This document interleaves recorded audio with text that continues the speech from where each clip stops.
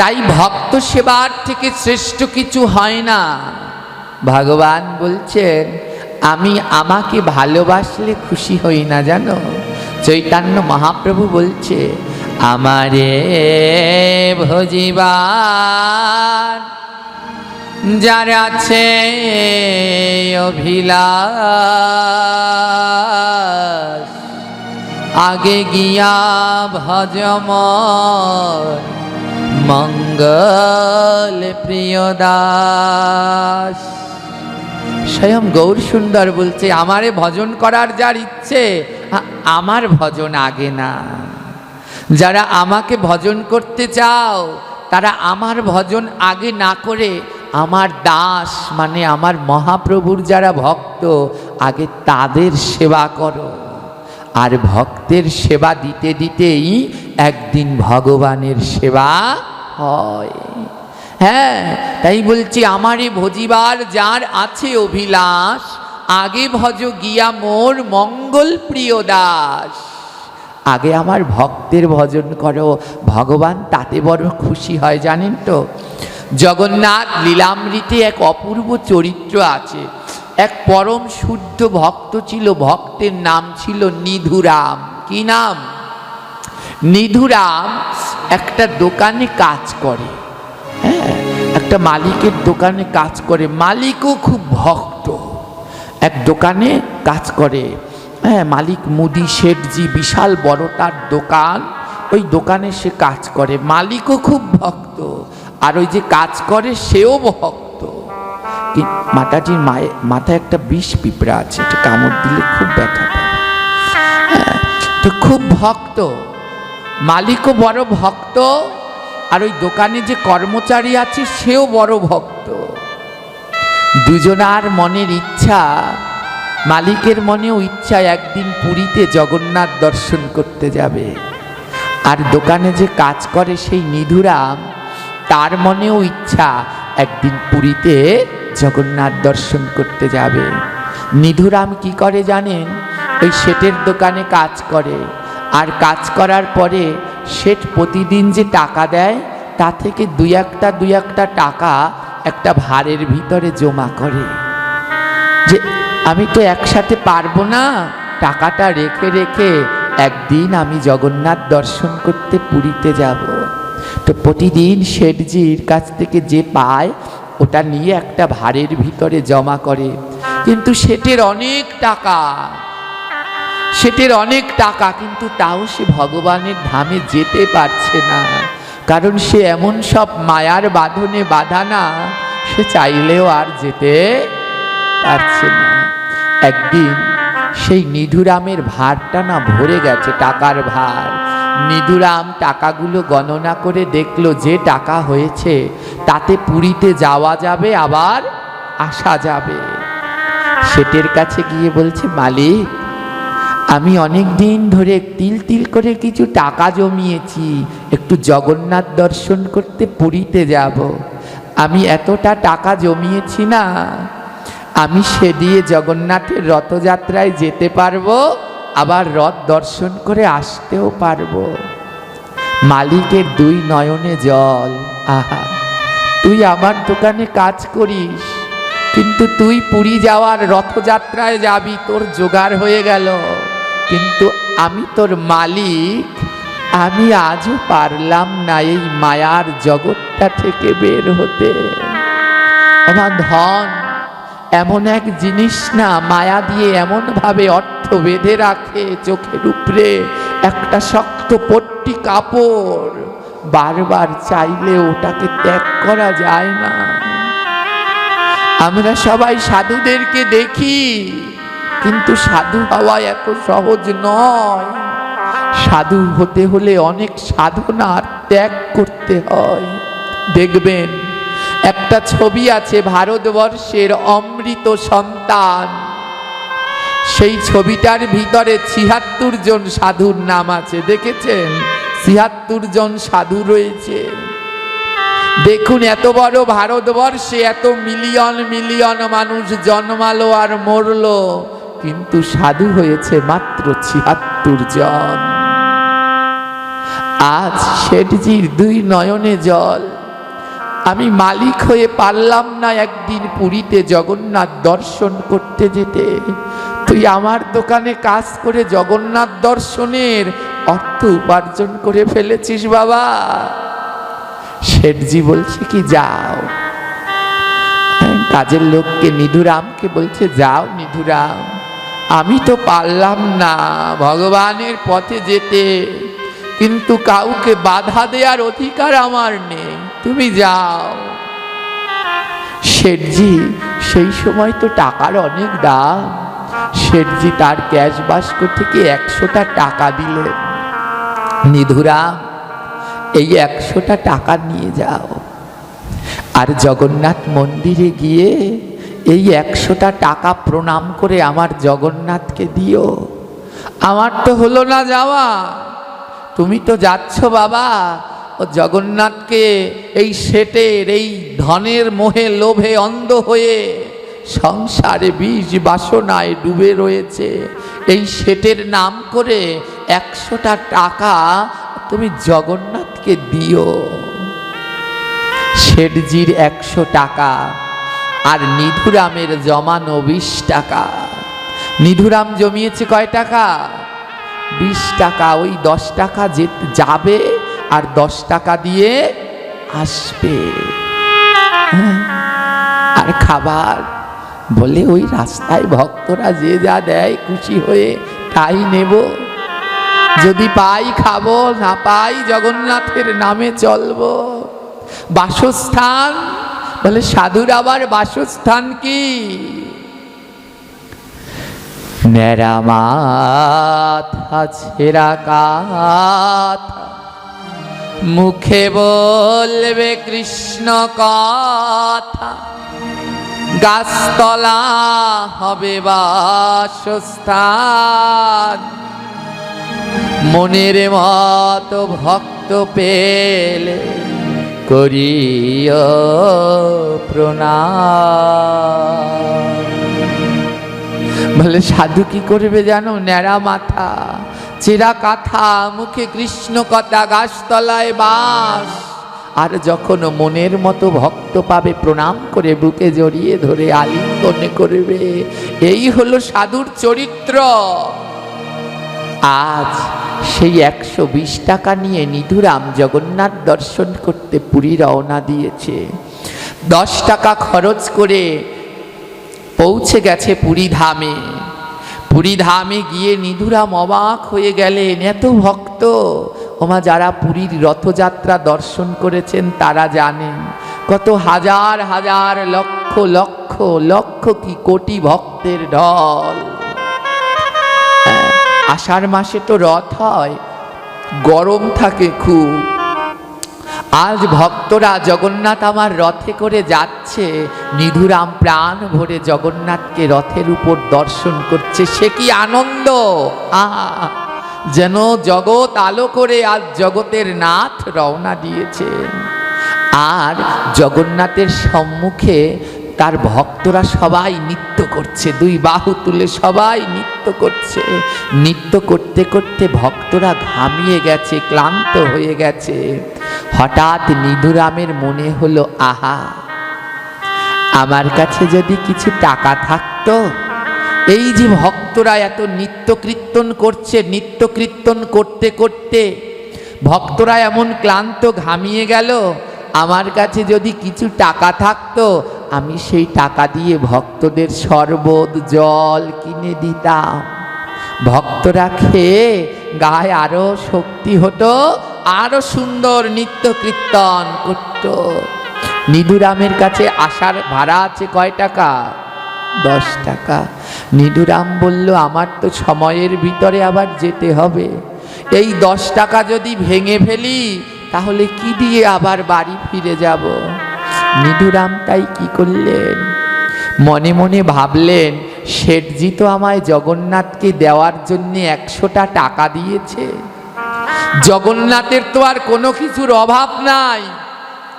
যেদিন জগন্নাথের স্বর্ণাবেশ হয় সেদিন 40 মণ সোনা দিয়ে জগন্নাথ সাজে। যে 40 মণ সোনা দিয়ে সাজে তার কি কোনো অভাব আছে? শেঠজি মনে মনে নিধুরাম মনে মনে ভাবলেন, শেঠজি যে 100 টাকা দিয়েছে জগন্নাথকে দেওয়ার জন্যে, ওখান থেকে 10টা টাকা আমি নেই, 90টা টাকা জগন্নাথকে দেব, 10টা টাকা নিয়ে আমি জল বাতাসা শরবত কিনে ভক্তদের সেবা করাই। 100 টাকা দিয়ে 10 টাকা নিয়ে জল বাতাসা শরবত কিনে না ভক্তদেরকে দিচ্ছে।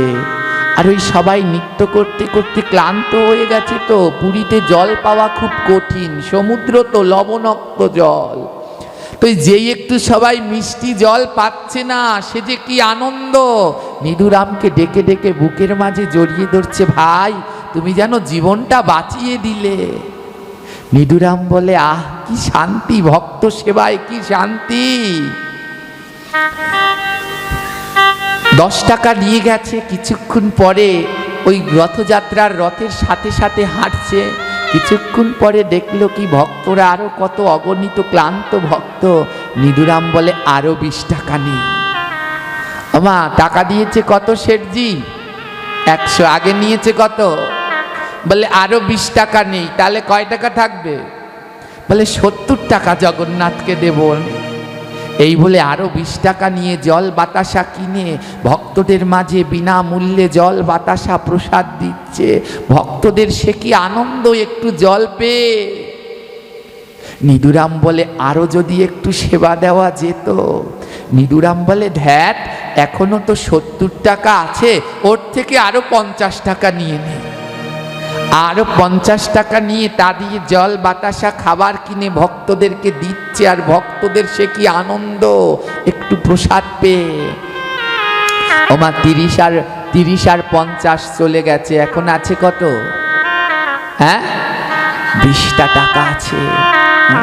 নিধুরাম কি করেছে, ওই 20 টাকা দিয়ে নিতে সাহস পাচ্ছে না, কারণ শেঠজি বলেছে 100 টাকাই জগন্নাথকে প্রণাম করে দেবে। নিধুরাম ওই 20 টাকা থেকে 2 টাকা নিয়ে 2 টাকার জল কিনে যাকে ক্লান্ত দেখে তাকে দেয়, আবার 2 টাকার জল কিনে যাকে ক্লান্ত তাকে দেয়। দিতে দিতে না 98 টাকা ভক্তের সেবায় লাগিয়ে দিয়েছে। দিয়েছে কয় টাকা? ভক্তের সেবায় লাগালো কয় টাকা? বাকি রইল কয় টাকা? 2টা টাকা বাকি রয়েছে। নিধুরাম ওই 2টা টাকা আর ভাঙলেন না। নিধুরাম জগন্নাথের মন্দিরে গিয়ে জগন্নাথকে প্রণাম করে বলছে, জগন্নাথ, আমার মালিক না বড় ভালো জানো, আমার মালিক তোমায় প্রণাম করে 100টা টাকা দিতে বলেছে, কিন্তু রথযাত্রায় ভক্তদের কষ্ট দেখে আমি থাকতে পারলাম না, একটু জল পিপাসায় তাদের বুক ফেটে যায়, তাই 98 টাকা দিয়ে জল বাতাসা ভক্তদের সেবা করিয়েছি। ও জগন্নাথ, তোমার তো অভাব নাই, তাই এই 2টা টাকা আমি তোমায় দিলাম। প্রণাম করে নিধুরাম 2টি টাকা জগন্নাথকে দিল। জগন্নাথ নিধুরামের ভক্তিতে এত খুশি হয়েছে না, রাত্রবেলায় সেই শেঠকে স্বপ্নে দেখিয়েছে। রাত্রবেলায় সেই শেঠ যে 100 টাকা পাঠিয়েছে, সেই শেঠকে স্বপ্নে দেখিয়ে বলে, শেঠ তুই নিধুরামের কাছে 100 টাকা পাঠিয়েছিলি। শেঠ স্বপ্নের ভিতরে জগন্নাথ দর্শন করছে। শেঠ বলে, আহা, আমার কতদিনের মনের ইচ্ছা পুরীর জগন্নাথ দর্শন করব, সেই জগন্নাথ আজ আমার স্বপ্নে এসেছে। শেঠ বলে, জগন্নাথ, হ্যাঁ, আমি নিধুরামের কাছে তোমার সেবার জন্য 100টি টাকা পাঠিয়েছি। জগন্নাথ বলে, শোন শেঠ, ওই 100 টাকার 98 টাকা আমার সেবায় লেগেছে, 2 টাকা আমার সেবায় লাগেনি। মন দিয়ে শুনবেন জগন্নাথ কি বলল। বলল 98 টাকা আমার সেবায় লেগেছে, 2 টাকা আমার সেবায়। জগন্নাথকে সেবার জন্য ক টাকা দিয়েছিল মা? ওই নিধুরাম প্রণাম করে ক টাকা দিয়েছে? আর 98 টাকা দিয়েছিল কাদের সেবায়? 98 টাকা দিয়েছে ভক্তের সেবায়, 2 টাকা দিয়েছে জগন্নাথের সেবায়। জগন্নাথ সেই শেঠকে বলছে, শেঠ তোর 100 টাকার 98 টাকাই আমার সেবায় লাগছে, মাত্র 2টি টাকা সেবায় লাগেনি। এই বলে জগন্নাথ অন্তর্ধান হলেন। শেঠজি তখন পাগল প্রায়, আমার দোকানে যে কাজ করে ও তো বড় সৎ, ও তো 2 টাকা মেরে খাওয়ার লোক না। কবে আসবে নিধুরাম, কবে আসবে নিধুরাম? রথযাত্রা শেষ, নিধুরাম ফিরে আসলেন ছুটতে ছুটতে। শেঠজি নিধুরামের কাছে গেল, নিধুরাম তোমায় যে আমি 100 টাকা দিয়েছি, কি করেছো? নিধুরাম থরথর করে কাঁপছে। নিধুরাম মনে করেছে শেঠজি বোধহয় জেনে গেছে তার 100 টাকা আমি জগন্নাথকে দেইনি। শেঠজি বলছে, নিধুরাম আমি যে 100 টাকা তোমায় দিয়েছি তার ভিতরে 98 টাকা জগন্নাথের সেবায় লেগেছে।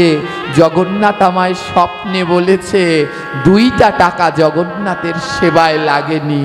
ও নিধুরাম তুমি ওই 2 টাকা কি করেছো? এই কথা যখন নিধুরাম শুনেছে তার বুকের ভিতর উথাল পাতাল হয়ে যাচ্ছে। নিধুরাম বলছে, শেঠজি আমি ওই 2 টাকাই জগন্নাথকে দিয়েছি, আর 100 টাকার 98 টাকা দিয়ে আমি ভক্তের সেবা দিয়েছি। শেঠজি বলে, এবার আমি বুঝতে পেরেছি ভক্তের সেবা দিলে সেই সেবাই আমার জগন্নাথ পায়, আর ভক্তকে না দিয়ে ভগবানকে দিলে সেই সেবায় আমার গোবিন্দ না নেয়। শেঠজি বলে, ওরে নিধুরাম যদি ওই 98 টাকা দিই ভক্ত সেবায় দিয়ে আমার জগন্নাথ সে আমায় দর্শন দেয়, আমি এতদিন ধরে এত ধন করেছি, এ যদি সব ভক্ত সেবায় দিতাম আমি না জানি কত কি পেতাম। শেঠজি বলে, ওরে নিধুরাম আর এই মায়ার সংসারে থাকবো না, এই অর্থের ভিতরে আমি ডুব দেব না। আজ থেকে কি করব জানিস নিধুরাম? আমি ভক্তবৃন্দে সেবা দেব। ভক্তবৃন্দে সেবা দেব। বলে যে থাক হবে সাধু সঙ্গ, আমি সেথায়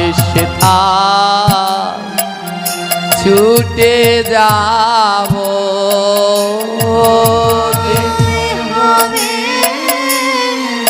সাধু সঙ্গ আমি সেথায় ছুটে যাব। আমি ভক্তের ধুলা মাথায় দেব, ভক্তের ধুলা মাথায় দেব। আমি যেথায়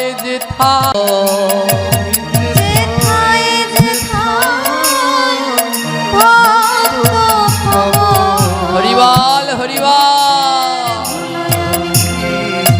মাথায় দেব। আমি ভক্তের অঙ্গ পরশ করব,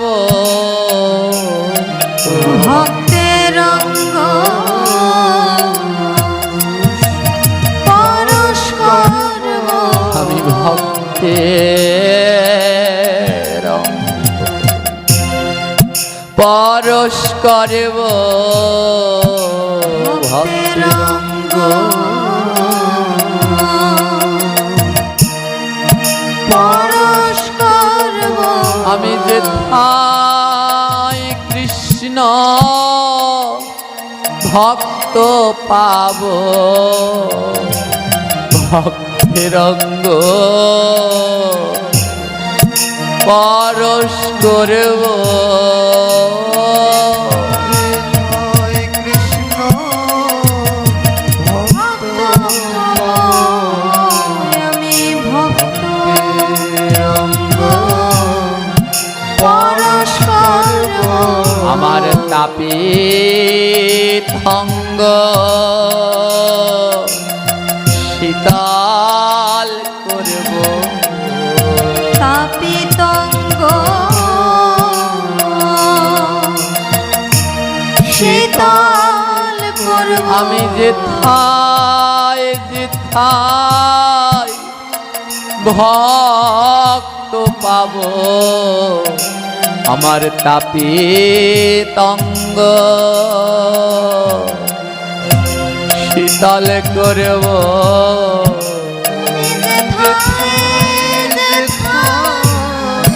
ভক্ত পাব আমি তাপিত অঙ্গ শীতল করব। আমি নয়ন জলে ভক্তি চরণ ধোয়াব, নয়ন জলে ভক্তের চরণ ধোব। আমি যেথায় কৃষ্ণ ভক্ত পাব, আমি নয়ন জলে তার চরণ ধোয়াব।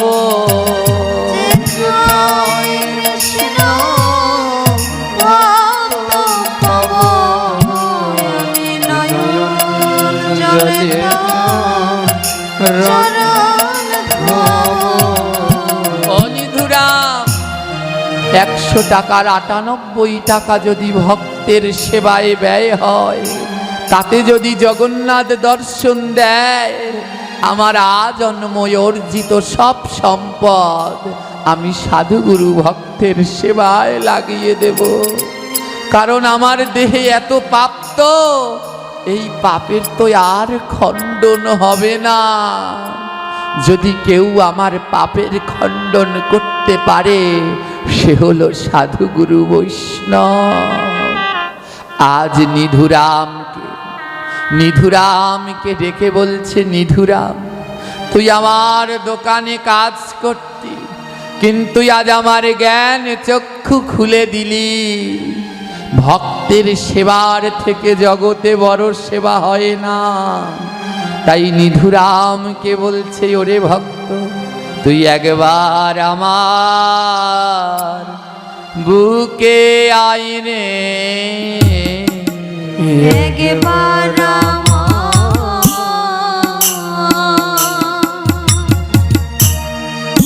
বুকে আয় রে। ও তুই একবার আমার বুকে আয় রে, একবার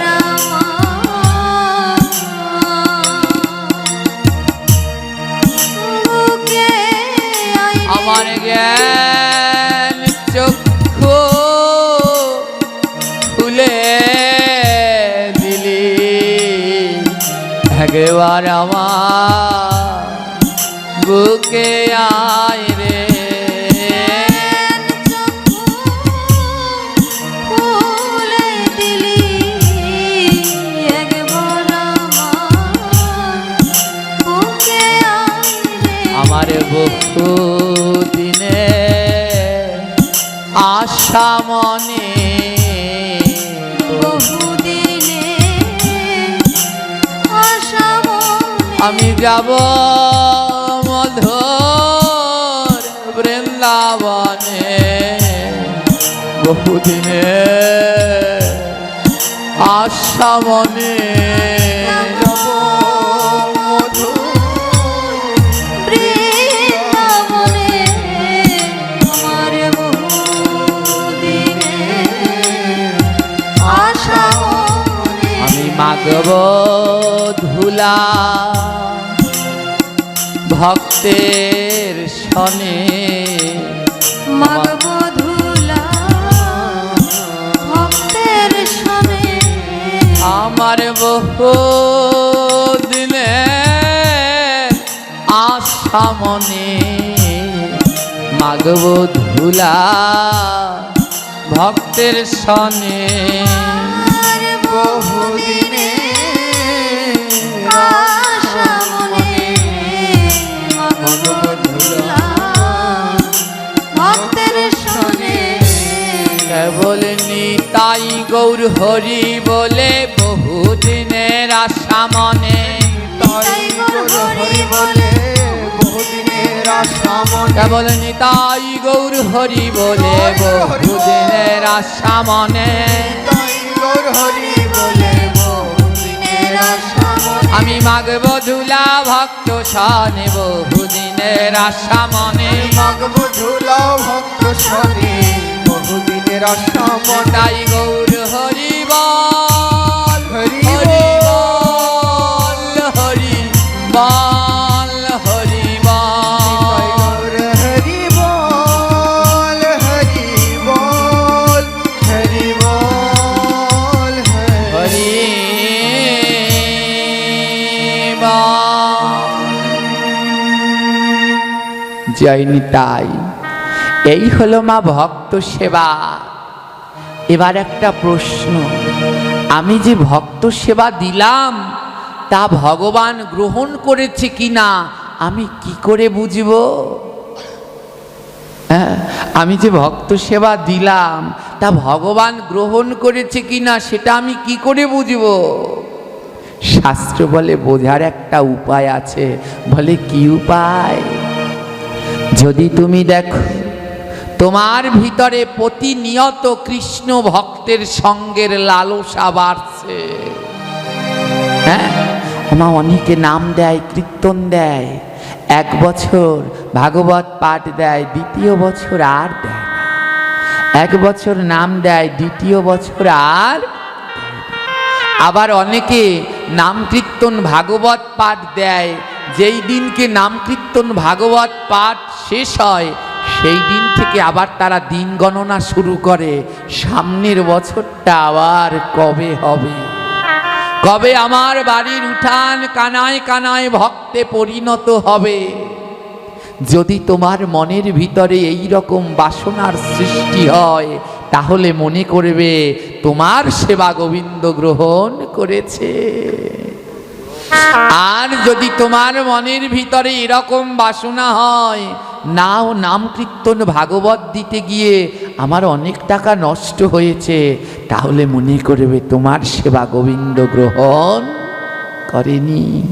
তাই সাধু সেবায় যার নিত্য রুচি ভক্তি বারে, প্রাণ গোবিন্দ তার সেবা শুধু গ্রহণ করে। নিত্য নৈমিত্য যার সাধু সেবায় রুচি ভক্তি বাড়ে, আমার গোবিন্দ তার সেবাই গ্রহণ করে। জয় নিতাই। আজ থেকে আরো 2 বছর আগে বোধহয়, 1 বছর আগে বোধহয় আমি এখানে পাঠ করতে এসেছিলাম, তখনই বোধহয় প্রথম বছর ছিল, নাকি মনে নেই, ওরকমই প্রথম বছর ছিল। হ্যাঁ, তখন একটা শুনেছিলাম যে সামনের বছর হবে কি না, সামনের বছর আবার হবে কি না, কিন্তু এবার এসে আরও খুব আনন্দ লেগেছে। মধ্যের বছর আসেনি, এবার আরও আনন্দ লাগছে যে এটা চলছে। হ্যাঁ, এটা চলছে, তার মানে ভক্তের ভক্তি আমার গোবিন্দ নিত্য নৈমিত্তিক গ্রহণ করছে। হ্যাঁ, তার জন্যেই তো এখানে শুদ্ধ মহাত্মাদের পদচারণা হচ্ছে।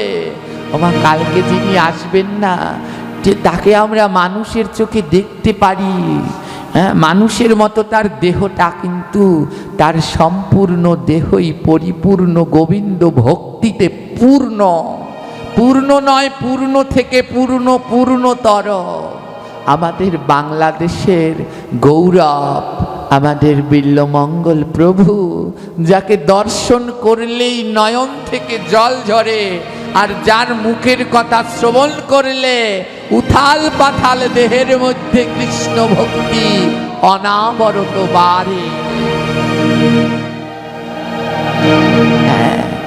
তার মানে আমাদের সেবা প্রভু গ্রহণ করছে, তাই তো শুদ্ধ ভক্তদের,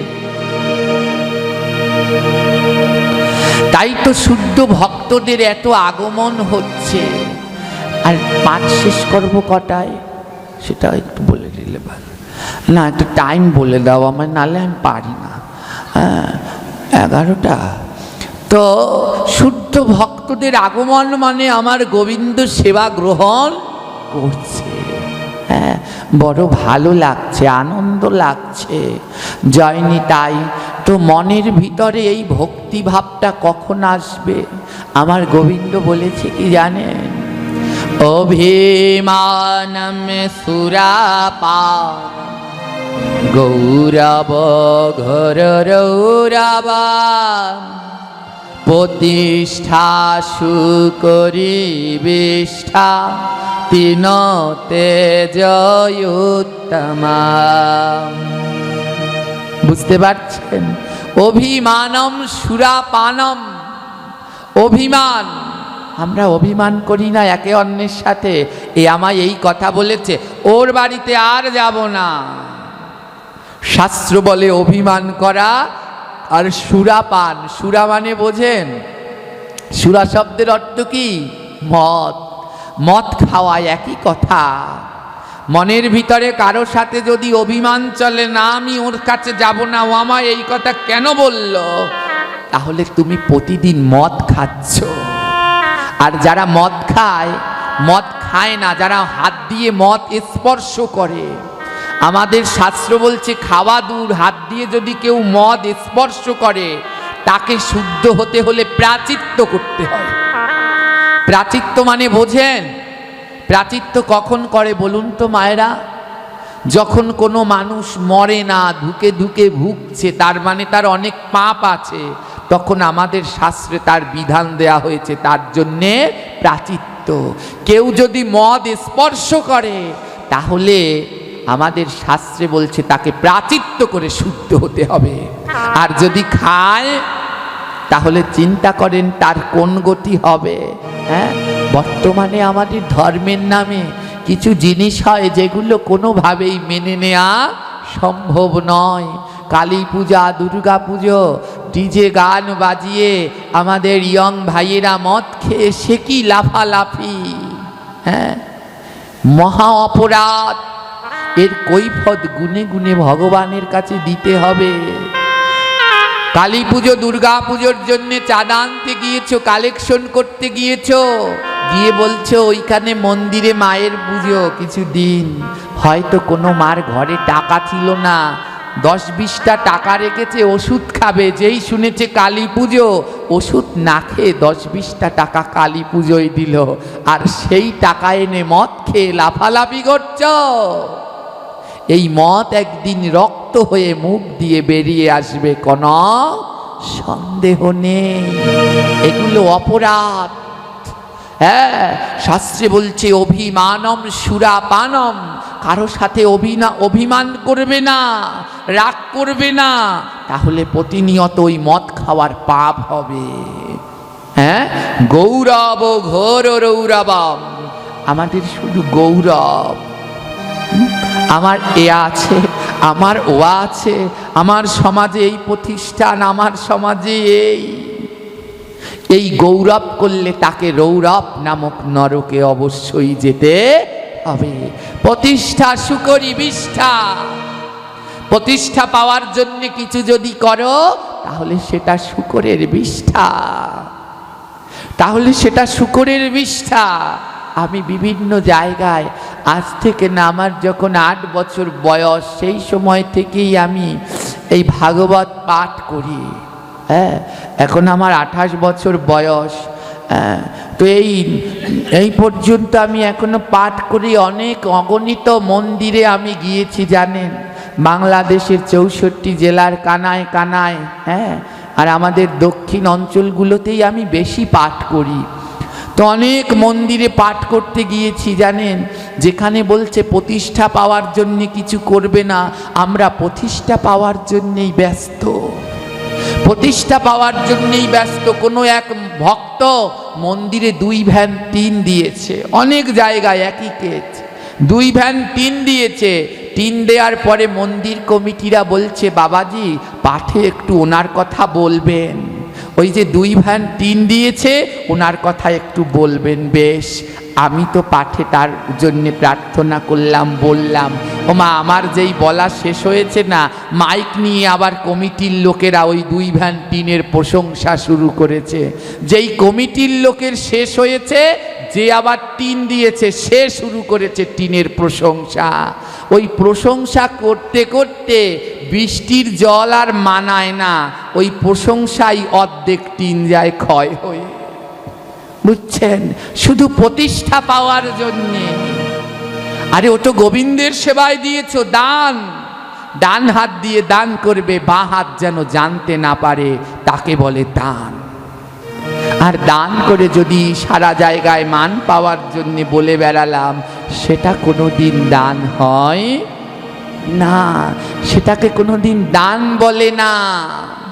হ্যাঁ, তাই যা করতে হয় তা প্রতিষ্ঠা পাওয়ার জন্যে নয়, প্রতিষ্ঠাকে ত্যাগ করে। জানেন, বিভিন্ন মন্দিরে পাঠ করতে যাই না, খুব কষ্ট লাগে। গিয়ে দেখি কি, মন্দিরের বারান্দায় ওই যে বাবা মার নামে টাইলস দিয়েছে না, তো টাইলস দিয়েছে, মন্দিরে এত টাকা দান করেছে, তার জন্য একটা টাইলস বাঁধিয়ে লেখে, দেখেছেন? মন্দিরের নিচে নিচে দিয়ে দেয়, লেখা আছে হরিপদ দাস, গৌর গোপাল সরকার, গৌরাঙ্গ কুণ্ড, বলরাম পোদ্দার, অমন করে নামগুলো লিখে লিখে টাইস করে দিয়ে দিয়েছে। কিসের জন্যে? আমার বাবার নাম, এটা আমাদের নাম, সবাই দেখবে আমরা দিয়েছি। বেশ দিয়েছো, একবার কি ভেবেছো ওই গৌরাঙ্গ, কৃষ্ণ, বলরাম, রাম ওগুলো তোমার নাম হতে পারে, কিন্তু তার আগে আমার ভগবানের নাম। আর সেই নামগুলো আমরা সবাই মিলে পাড়াচ্ছি। ওই যে টাইসে লিখে দিয়েছে কৃষ্ণ, বলরাম, রাম, ওগুলো ভগবানের নাম। সবাই মিলে কি সুন্দর মন্দিরে আমরা সেই নামগুলোকে পাড়াচ্ছি। একবার আমাদের বিবেকে দংশনও করে না। আমাদের পার্শ্ববর্তী ধর্মে যদি কোনো একটা কাগজে তাদের কোরআনের একটা সূরা লেখা থাকে, তাও সেই কাগজটা দিয়ে তারা বাজারের, যারা জানেন বাজারের যে সদায়, তাও সেই কাগজটার সাথে নেবে না। কিন্তু আজ আমরা নষ্ট হয়ে গেছি, জানেন তো মায়েরা। ভগবান আমাদের অত্যন্ত দয়ালু তো, আমাদের গৌর, আমাদের গোবিন্দ, আমাদের ভগবানের মতো এত দয়ার ঠাকুর আর কোনো ধর্মে নাই। তাই দয়া করতে করতে আমরা অনেক কোথায় গিয়ে ঠেকেছি জানি না। আজ তাই বলছে, যার ভিতরে এই 3 জিনিস নাই, অভিমান, গৌরব, প্রতিষ্ঠা, যে এই 3 জিনিস ত্যাগ করে, যেই 3 জিনিস ত্যাগ করে আমায় ডাকতে পারে, গোবিন্দ বলছে সেই আমার উত্তম ভক্ত। সেই আমার উত্তম ভক্ত। আজ এই গৃহকর্তা, আমি সেই 1 বছর আগে না 2 বছর আগে দেখেছিলাম, তো আমার মনে নেই তার চেহারাটাও, কিন্তু এটুকু মনে আছে এই ঘরের গৃহকর্তা একজন ডক্টর। এটুকু মনে আছে। তো তার যেই শুদ্ধ চেতনা, তার যেই শুদ্ধ ভাবনা, সেই একবার শুরু করেছে, এখনো প্রভুর নামযজ্ঞ ভাগবত পাঠ বন্ধ হতে দেয়নি, চলছে। গৌরের নিকট, গোবিন্দের নিকট প্রার্থনা করি, যতদিন চন্দ্র সূর্য থাকে প্রভু যেন তাকে সুস্থ সবল রাখে, সে যেন প্রতি বছর আপনাদের এই জায়গায় এক বৃন্দাবন ধাম মিলিয়ে দিতে পারে।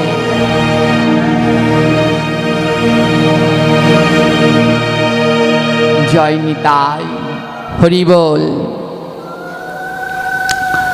আজ আমাদের বেশ কিছু নিয়মের দিকে একটু নজর দিতে হবে, বুঝলেন তো। আমি বারবার পাঠে একটা কথা বলি, বিধি যে মানে না ব্যাধি তাকে, বুঝতে পেরেছেন? বিধি যে মানে না ব্যাধি তাকে, আজ আমাদের এত ব্যাধি, ব্যাধির কোনো শেষ নেই। ব্যাধি কি? ব্যাধি কি মানে শরীরের রোগটাই শুধু ব্যাধি? না, আমরা বিভিন্ন ব্যাধিতে আক্রান্ত, শারীরিক, মানসিক, পারিপার্শ্বিক, সামাজিক বিভিন্ন ব্যাধিতে আমরা আক্রান্ত হয়ে রয়েছি।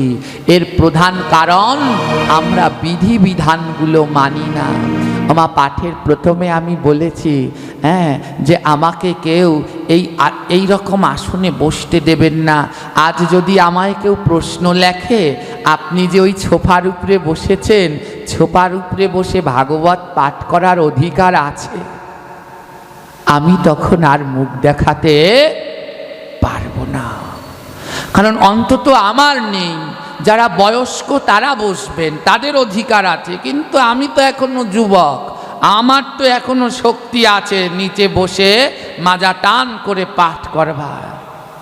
যদি এই বিধিবিধানগুলো আমি না মানি, তাহলে আমাকেও তো ব্যাধি ছাড়বে না। আজ সমস্ত কিছুর জন্য কিছু বিধিবিধান রয়েছে, আমরা আমাদের ধর্মের সেই বিধিবিধানগুলো ভুলে গেছি। সেই বিধিবিধানগুলো আমরা আমাদের ধর্মের মানি না। দেখুন, আজ ভগবানের নাম কীর্তন আরতি করতে হলে, যেটা সন্ধ্যাবেলায় আমরা আলোচনা করলাম একটু সময়, যেটা দরকার, আজ সংক্ষেপ হতে হতে এমন সংক্ষেপ হয়েছি, এখানে এসে ভালো লাগছে যে এই ভাগবত পাঠে প্রদীপ জ্বালিয়েছে, কিন্তু বিভিন্ন জায়গায় ওই মোমবাতি জ্বালিয়ে দেয়, ভাগবত পাঠে প্রদীপ জ্বালায়। আমার গোবিন্দ বলছে, যেইখানে প্রদীপ না জ্বালায় সেইখানে আমি যাই না। লক্ষ লক্ষ টাকা দিয়ে ঠাকুর বানাও, দুর্গাপুজো দাও, লাইটিং করো, যা করো, যতক্ষণ ওই 2 টাকা দামের প্রদীপটা না জ্বালাবে, ঠাকুর মশাইর বাপেরও সাধ্য নাই পূজা শুরু করবে। এই প্রদীপের এত ক্ষমতা। আজ আমরা ওই মোমবাতি জ্বালাই সব জায়গায়, বিধিটা পালন করতে চাচ্ছি না। না, ওটার কাজ প্রদীপই প্রজ্বলন করা। দেখুন, আমাদের যারা আগের সময়ের মায়েরা আছে, তারা কিন্তু এই বিধি নিয়মগুলো পালন করত। এখন মানুষ সংক্ষেপ হতে হতে এত সংক্ষেপ হয়ে গেছে। আগের দিনে মায়েরা সন্ধ্যা দিত, সন্ধ্যা দিতেন না মায়েরা, তখন কি জ্বালাতেন? ধূপকাঠি না নারিকেলের ছোলা? এখন জ্বালান? কিছু জন জ্বালায়, আর বেশি জনই ধূপকাঠি জ্বালায়। কিন্তু এই যে ধূপকাঠি, আমাদের শাস্ত্র অনুসারে জ্বালানো নিষেধ। এখন সব মন্দিরগুলোতে ধূপকাঠি দিয়ে আরতি হয়। আজও জগতের প্রাচীন মন্দিরগুলোতে যান, আজও আপনি সেই বেনারসে যে গঙ্গার আরতি হয়, কেউ কি দেখেছেন গঙ্গার আরতি যে হয়? ওই গঙ্গার আরতিতে দেখবেন আজও সেই পাজাল জ্বালিয়ে সেই আরতি এখনো হয়। আদি গঙ্গার আরতি, সেখানে ধূপকাঠি এখনো জ্বালায় না, সেই পাজাল ধূপতি জ্বালিয়ে, এই বড় বড় পিতলের পাজাল দেখেছেন, এমন 2টা হাত দিয়ে ধরে আরতি দেখায়। জগন্নাথ মন্দিরে আজও সেই নারিকেলের ছোবড়া জ্বালিয়ে জগন্নাথকে আরতি দেখানো হয়। ধামেশ্বর মহাপ্রভু নবদ্বীপে ধামেশ্বর মহাপ্রভু, আজও যে মহাপ্রভুর বিগ্রহ প্রথম হয়েছিল, আজও ধামেশ্বর প্রভুর মন্দিরে সেই নারিকেলের ছোবড়া দিয়ে আরতি দেখায়। কিন্তু আমরা সহজ হতে হতে এতটা সহজ হয়ে গেছি না, গ্রামে থেকেও আমরা নারিকেলের ছোবড়া দিয়ে অন্তত ভগবানকে আরতিটা দেখাই না। বাঁশ দিয়ে রান্না করলে সেই রান্না অপবিত্র হয়, তা গোবিন্দের ভোগে লাগে না। বাঁশ কিন্তু শুদ্ধ, কিন্তু তাকে পোড়ানো নিষেধ। তাকে কেবলমাত্র শ্মশানেই পোড়ানোর অধিকার আছে। বাঁশ কিন্তু সব কাজে লাগে। এই যে কীর্তন হবে, নাম হবে, এর নাম কীর্তন করতে হলে আগেই একটা বরণডালা সাজাতে হবে, হবে কি না? আর বরণডালাটা কি দিয়ে তৈরি হয়? ওই কুলো বাঁশ দিয়ে তৈরি হয়। কিন্তু ওই কুলো ছাড়া কীর্তন হবে? ওর ভিতরে সরা দিয়ে সাজাতে হবে না? বিয়ে দেন, অন্নপ্রাশন করেন, যা করেন, ওই কুলো লাগবে না, কুলোতে সাজাতে হবে। কিন্তু কুলোটাকে পোড়াতে নিষেধ করা হয়েছে শাস্ত্রে। হ্যাঁ, তো গৃহের ভিতরে যেই যেই জিনিস কেউ যদি বাইরে রান্না করে করতে পারে, কিন্তু ঘরের ভিতরে কোনো সময় বাঁশ পোড়াতে নেই। গৃহের ভিতরে বাঁশ পোড়ালে ঘোর অমঙ্গল হয়। ও মায়েরা, আপনারা পোড়ান? জোরে বলবেন, পোড়ান? হ্যাঁ, সবাই বলছে না না। হ্যাঁ, কিন্তু আপনারা প্রতিদিন ঘরের ভিতরে বাঁশ পোড়ান, প্রতিদিন ঘরের ভিতরে বাঁশ পোড়ান। জানেন কোন সময়? তাও সন্ধ্যাবেলায়। ওই যে ধূপকাঠিগুলো জ্বালান না, ওর যে ডাটগুলো, ওগুলো সব বাঁশেরই চেরা। নিচে যেগুলো কম দাম সেইগুলো সব বাঁশ দিয়েই তৈরি করে। আগরবাতি জ্বালানোর কথা শাস্ত্রে বলা আছে, কিন্তু সেগুলো আগর কাঠ দিয়ে তৈরি হলে, কিন্তু এখন তো আগর কাঠই নেই, সব ওই বাঁশের চেরা দিয়েই বানিয়ে দেয়। সকাল বিকাল রোজ আমরা ঘরের ভিতরে সেই বাঁশ পোড়াচ্ছি। হ্যাঁ, সব ধূপকাঠি নয়, কিছু ধূপকাঠি শুদ্ধ কাঠ দিয়েই তৈরি করা হয়, কিন্তু বেশিরভাগ কম দামিও ধূপকাঠিগুলোতে লক্ষ্য করে দেখবেন বাঁশ রয়েছে। হ্যাঁ, যেগুলো এরকম একটু ঘষা দিলেই দেখবেন সুতোর মতো উঠছে, মনে করবেন ওটা বাঁশের আঁশ। তো দেখুন, এই বাঁশ জ্বালাচ্ছি, কিন্তু আমাদের শাস্ত্রে বলা হয়েছে ভগবানের আরতি কীর্তন এগুলো হলে তখন ধূপতি নারিকেলের ছোলাটা জ্বালানোই সর্বশ্রেষ্ঠ উত্তম, কিন্তু জ্বালায় না। ওই যে বিধি মানে না, তাই আমাদের ব্যাধি ছাড়ে না। এই নারিকেল কি জানেন? এই নারিকেল ছাড়া আমাদের সনাতন ধর্মের কোনো